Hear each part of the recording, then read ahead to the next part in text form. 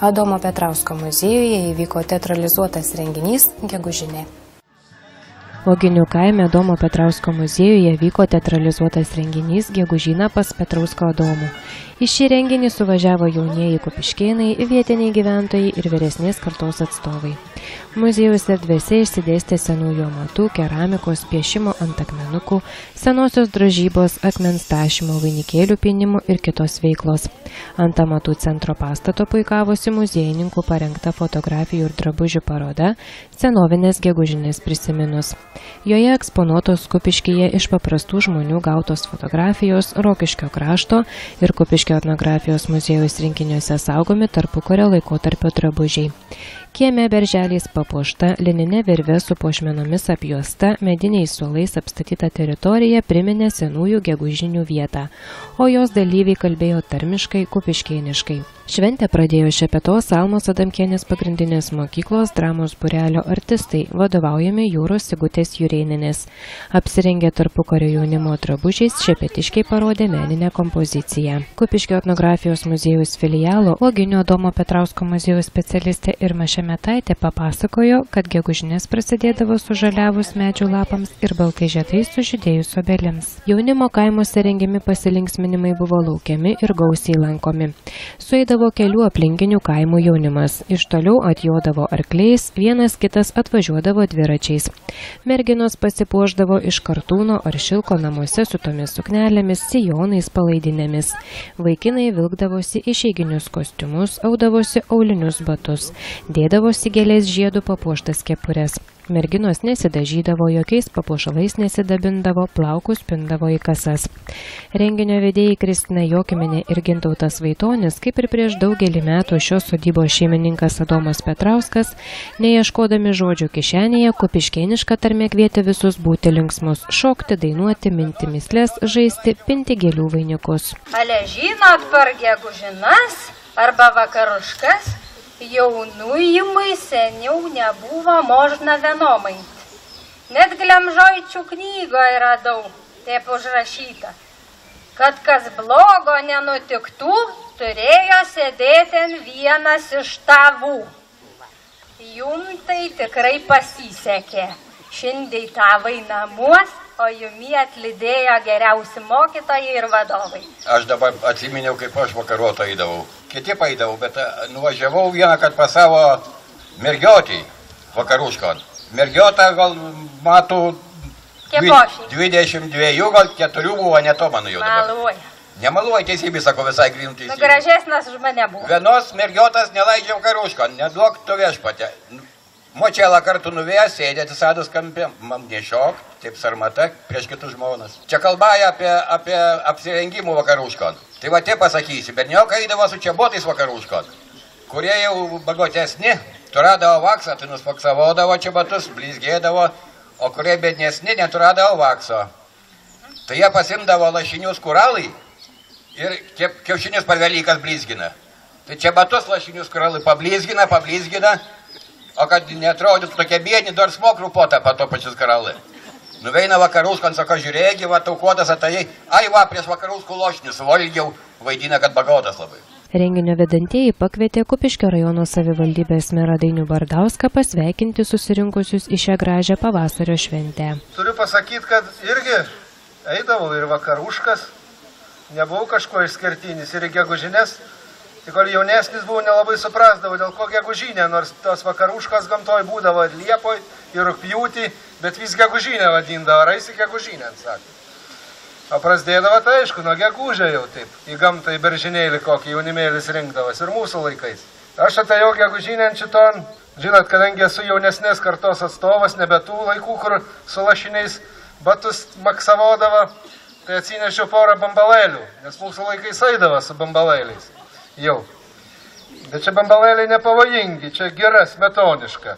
Va šitam ponui kaip tik prie veidalą, labai panašus nupieštas čia jų.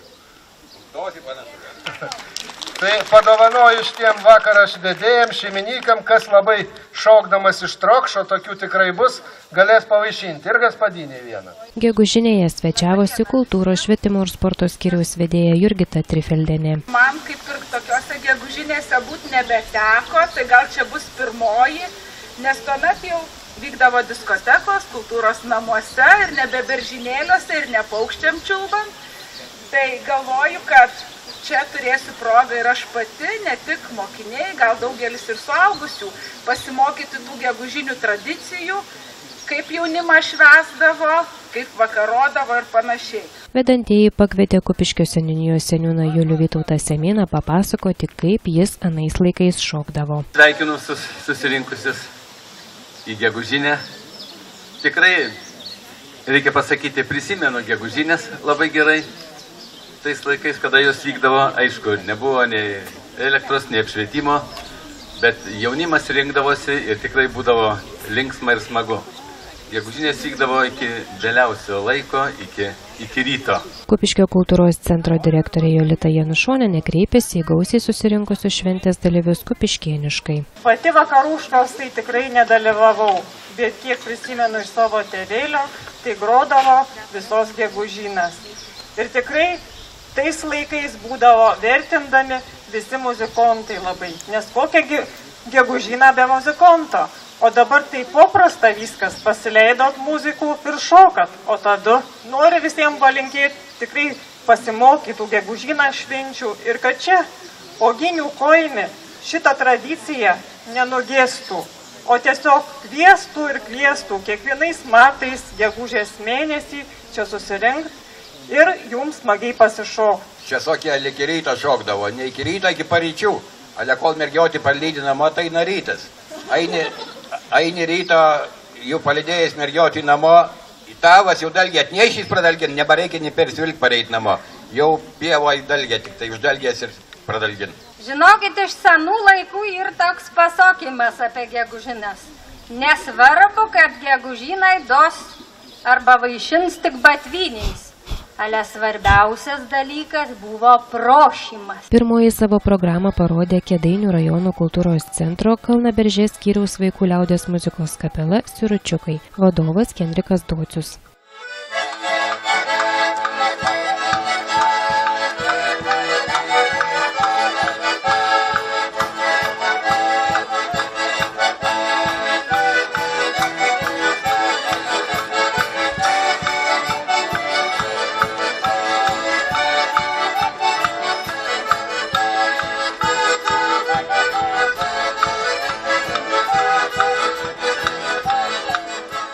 Pagrindas mes grojame harmoniką, anksčiau dar grojame smuiko ir fleita buvo, bet, kaip sakant, kartos keičiasi ir kas liko, tas liko dabar. Bet liko patys geriausi, jau trečią kartą mano jau išeina šitie vaikiukai jau. Kupiški nepabuvoja, bet šiaip duokim garo buvom dusikus televizijoje ir po rajoną, daugiau mes į Kauno pusę važiuojam, ten Jurgut grok. Šitai kiekvienais metais dalyvaujam šventėje. Nu ir kur pakviečiam, mes nepuikus atvažiuojam. Šitoj pusėje nebuvom, bet važiuojant keliu kažkaip tai netrodė, kad čia taip gražu, bet kai atvažiavam yra pasakiškai.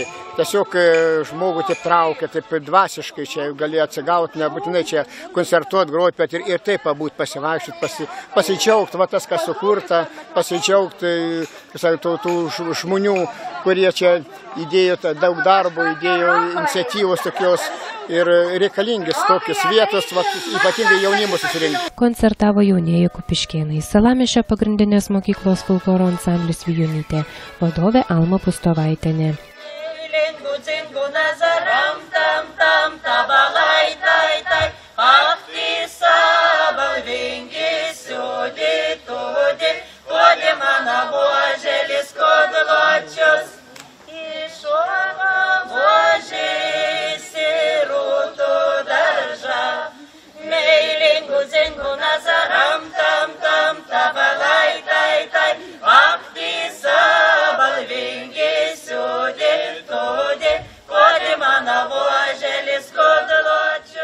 Savo programą parodė Kupiškio Povilo Matulionio progimnazijos folkloro ansamblis Izbitkai, vadovaujamas Daivos Palioninės. Šoko Kupiškio kultūros centro šokių studijos Račiupėlis šokėjai, vadovaujami Joanos Jankauskienės.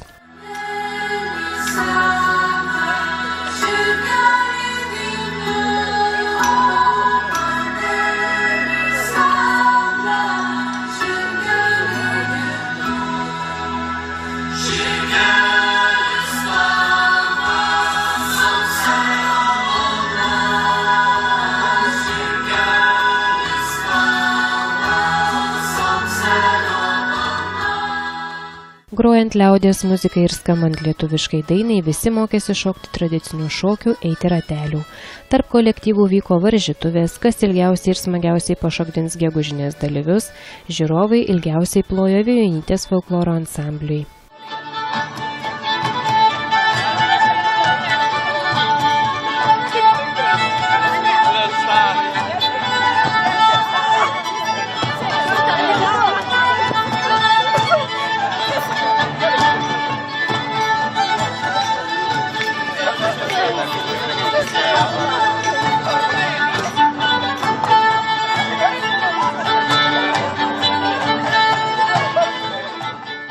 Smalsius gegužinės dalyvius viliojo įvairios edukacinės veiklos. Panevėžio amatų centro tautodailininkė Jurgita Čeplytė mokė lipdyti iš molio, supažindino su virveline keramika. Šiandien lipdomės puodines tokias nedidelės ir taip pat dar tokia naujovė, iš karto mes jos ir dažom, o dažom tai su angoba.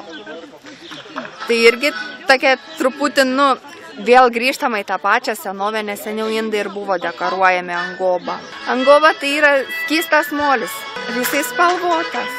O tai kaip ta spalva išgaunama, kaip čia viskas? O čia jau paslaptis. Šiaip labai smagu, kad šį kartą įsidrasino ir jau suaugę žmonės priejo, ne tik vaikai. Tai jau ir turėjo tikslus, ką lipdys. Tai labai smagu iš tikrųjų. Norinčių tikrai yra daug. Kai yra geri mokytojai, tai gerai ir išeina. O vaikystėje teko lipdyti, ką nors daryti? Su plastelinu. O kokias figūrėlės patikdavo? Kareiviai būdavo. Lipdydavom kariuomenės ištisas. Su karinė technika, su viskuo. Su žirgais. Kaip sakant, labai įdomu buvo tokiais, kaip sakant, pusdėliais pasijaus vaikystėje. Kad cukrų įsipilti galėtų, arba druskai. Kai nieko nepadariau. Pavyzdžiui, jeigu nieko daugiau nesugavau ką padaryti. Muziejaus specialistė Jolanta Knizikevičienė siūlė spalvikliu piešti ant nedidelių akmenukų.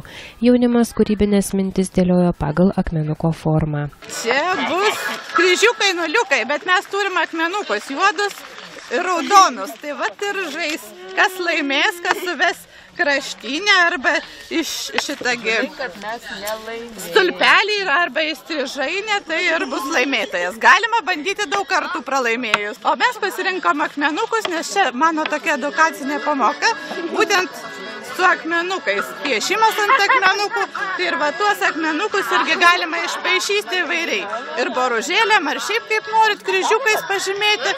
Ir bus smagu, svarbiausia, kad laimėti.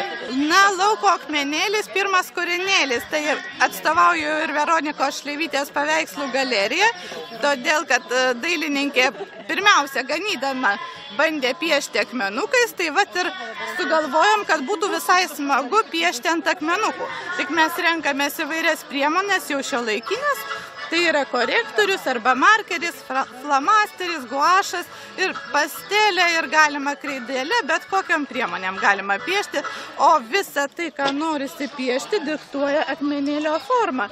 Sakykim, vat pelėdžiukas.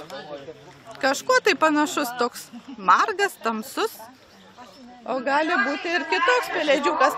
O pelėdžiukų atsinešiau pavyzdėlių todėl, kad vis tik gegužinė tikime sulaukti nakties. Akmentašys Vytautas Jasinskas supažindino su akmens apdirbimo technologijomis. Nuo 76 metų su akmeniu žaidžiu, tai man kaip plastelinas, kad akmuo atskleistų savo spalvą įvairovį šito, rasti tokius vabalus visokius. Ir kuo grubesnius daiktus. Pjūklai, va šitas pjūklas didžiasai.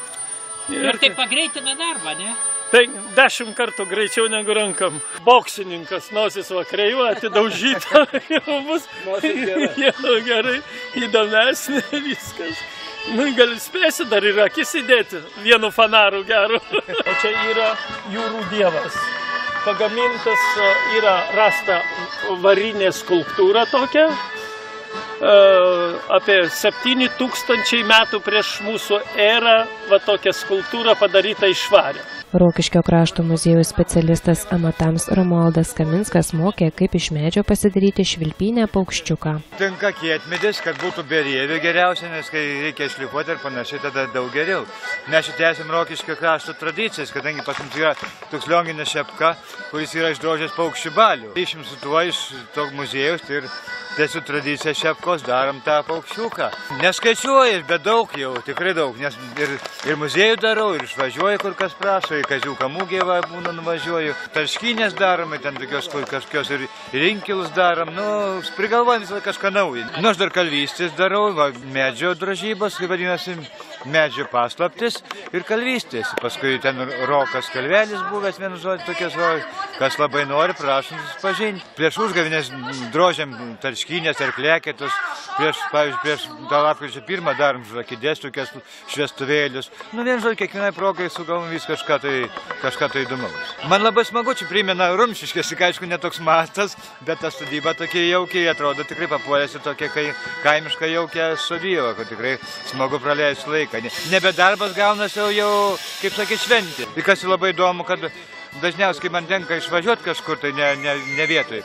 Tai Litexpo rūmos ar kur, kai būna, tai kas keišiausia, kad ne berniukai daugiausiai drožia, bet mergaitės, arba moteris, bet ne vyrai. Muziejaus direktorė pakvietė prisidėti prie muziejaus nakties ir gimė idėja rengti gegužines. Parašėm projektą senoviniai Kupiškėnų pasilinksminimai.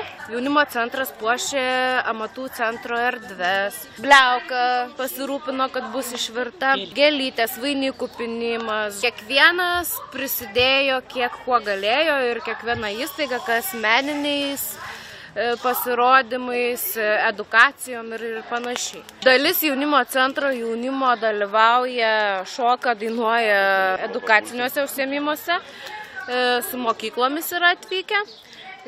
Povilo Matulionio keletas mokinių yra kartu su mumis, tai vaikinai rūpinasi laužo kūrenimu, vandenį nešė, žodžiu, atliko vyriškus darbus. Kupiškio jaunimo centro direktorius su pagalbininkais kvietė iš lauko gėlių pinti vainikus. Jie papuošė besilinksminančių merginų plaukus. Jau turbūt nebe pirmą kartą pinate, ne jau? Per gyvenimą. Tai jau per gyvenimą, tai jau tikrai nebe. Ir kokiom progom pindavot vainikus, sakykime, ir kokius? Nežinau, vaikai tai pienių tikrai pindavom, tai iš linksmumo beveik. Šiaip savo, jo, nes vaikams smagu šiaip, dėl grožio ir vėliau tai ir joninių visokių, žolinės. Dabar vyksta geri renginiai ir ten vainikų pinimai per žolinės. Gražiausius vainikus apdovanosim, turim dovanėlių. Mes jau prisipinėm, kai buvom jaunas. O kokiom progom pindavot? Kaip pienės pražįstų, tai ir pinėm. Ir pinam. Nebeieškam progų. Ir kur dėdavot? Galvas susidedam ir vaikštam, kai karvius ganam, įsidėjim galvas vainikas. Seniau irgi augindavo darželės, visokiausių gėlių. O kokia mylimiausia, ne Jurginas anksčiau lietuvių būdavo? Jurginas irgi buvo mylimas. Panavyje gal labiausiai, panavyje. Seniau daug vainikų pindavo. Būdavo vardadieniai, reikia visiems pripinti vainikai.